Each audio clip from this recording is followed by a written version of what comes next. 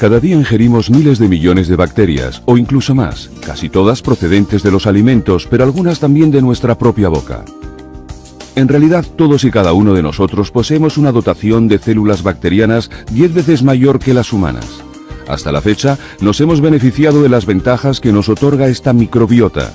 Cada vez más personas toman probióticos, es decir, bacterias que proporcionan beneficios específicos para la salud si se ingieren en cantidades adecuadas. Nos gustaría invitarle a un viaje y mostrarles la vida de dos probióticos bacterianos diferentes introducidos en el organismo a través de un producto lácteo fermentado. Recorran conmigo ahora este viaje por el tracto intestinal y entren en el mundo de los probióticos y la microbiota. El yogurt se compone de bacterias llamadas Lactobacillus y Streptococcus que se emplean para fermentar la leche. Por otro lado, algunos tipos de Lactobacillus, que se muestran aquí como microorganismos azules de aspecto cilíndrico, y bifidobacterias, los microorganismos con forma de Y, son bacterias probióticas escogidas que proporcionan beneficios para la salud. En la boca, las bacterias viven en las encías, los dientes y la lengua.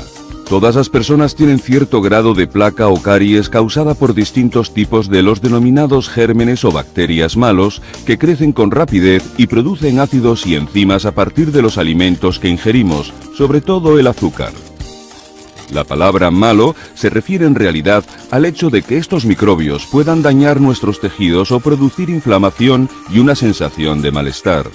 El cepillado dental elimina los azúcares y muchas bacterias de la placa, pero a las pocas horas ocurre una recuperación y multiplicación de las restantes. El motivo por el que Lactobacillus y Bifidobacterium suelen conocerse como bacterias buenas es que, por lo común, se consideran inocuas y aportan muchos beneficios para una vida sana, entre otros, la eliminación o destrucción de las bacterias bucales. En la mayoría de los casos, los microorganismos de los alimentos se mezclan dentro de la boca y luego alcanzan el transporte para ir al estómago. El estómago no es un lugar particularmente grato. Cuando comemos, produce grandes cantidades de ácido que protege nuestro organismo y ayuda a digerir los alimentos.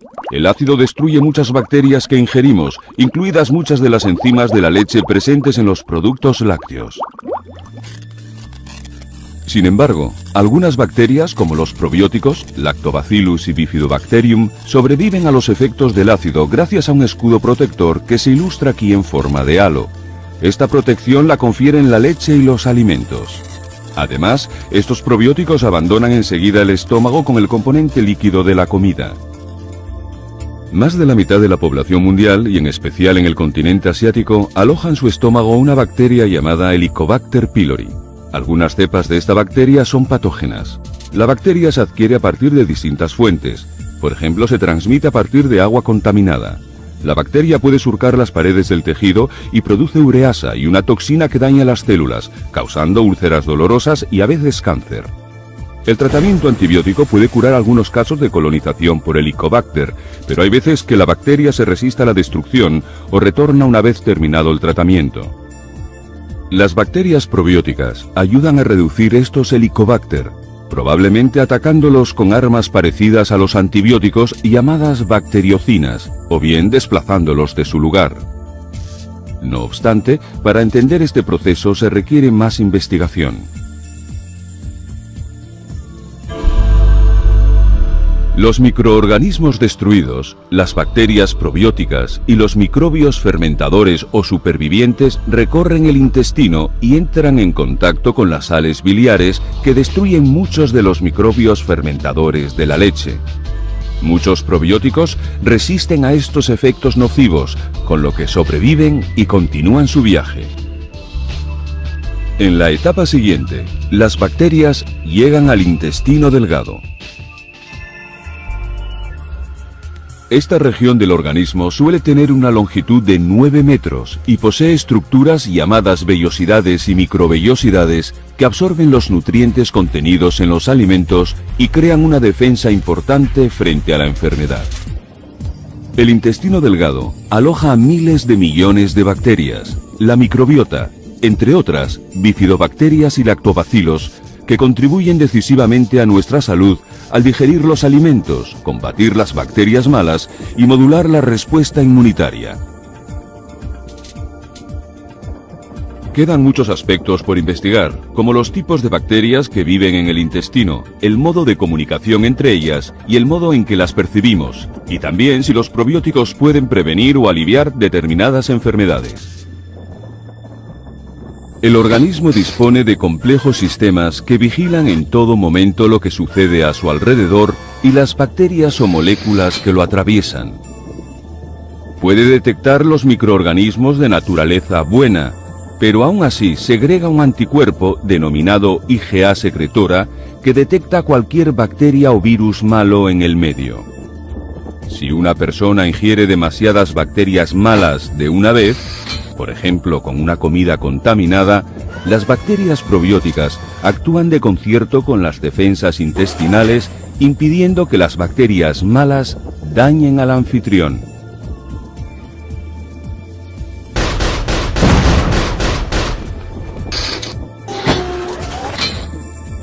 Además de la IgA secretora, el organismo posee enzimas como la lisozima, proteínas diminutas y células asesinas que detienen las bacterias nocivas. Las células calciformes y epiteliales del intestino delgado producen moco, además de factores solubles llamados glucoconjugados que participan en las defensas intestinales. En esta ilustración, el intestino se encuentra, sin embargo, inflamado. El proceso de inflamación y el modo en que es combatido por las bacterias probióticas no está totalmente aclarado, pero trataremos de explicar algunas partes del mismo con dos diagramas diferentes. En este diagrama se muestra una sección transversal del epitelio de la mucosa y algunas células M que se encuentran por primera vez con bacterias y virus y deben decidir si se trata de microbios buenos o malos. Las células M transportan las bacterias hasta las líneas defensivas del anfitrión, entre otras las células dendríticas, los macrófagos, los linfocitos T y B y las células plasmáticas. Las bacterias son detectadas por las células presentadoras de antígenos como las células dendríticas, que emigran y se reúnen con los linfocitos T. Estos maduran después produciendo una respuesta Th1, liberación de citocinas inflamatorias, y L8 o Th2, reacción alérgica, o acaban transformándose en linfocitos T reguladores, mantenimiento de la homeostasis.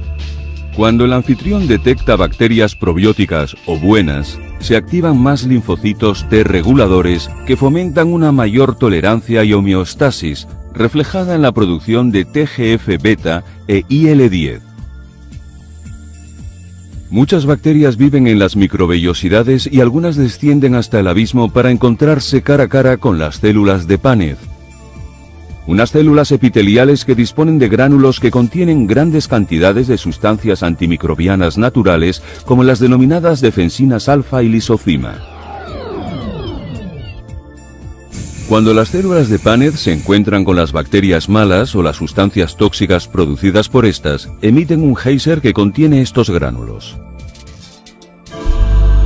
El problema para el anfitrión surge cuando una serie de bacterias malas se adhiere a la superficie del intestino formando una película biológica, es decir, varias capas de gérmenes. Las bacterias intentan excavar un orificio en la pared, con lo que el anfitrión se expone al riesgo de una infección más grave. Se ha demostrado, en diversos estudios, que algunas bacterias probióticas pueden modificar este proceso al restablecer o mantener una barrera intestinal hermética e impedir que las bacterias malas invadan al anfitrión. Las bacterias probióticas se pueden multiplicar durante su tránsito por el intestino. Algunas se quedan rezagadas durante unos días, pero la mayoría continúa su viaje junto con los alimentos que prosiguen su digestión. Durante este proceso, el anfitrión obtiene sustancias provechosas como ácidos grasos de cadena corta y también desechos de los que necesita desprenderse. Cual multitud emparedada, el intestino grueso está cubierto por más de 500 especies o tipos diferentes de bacterias. Los gases son producidos por la fermentación del alimento. Las personas liberan varios litros de gas al día. Los gases pueden ser inodoros o muy malolientes, en función del alimento y de las bacterias activadas. El intestino grueso, o colon, como suele llamarse, contiene muy poco oxígeno, por lo que la mayoría de las bacterias que aquí viven son anaerobias. La capacidad de las bacterias para percibir el entorno se está empezando a conocer ahora. Los microorganismos emiten sensores moleculares y luego reciben una información que les advierte, por ejemplo, de futuros peligros. En este ejemplo, las bacterias malas han causado una grieta en la pared del colon. Se cree que las bacterias probióticas pueden contrarrestar parte del daño ocasionado al colon.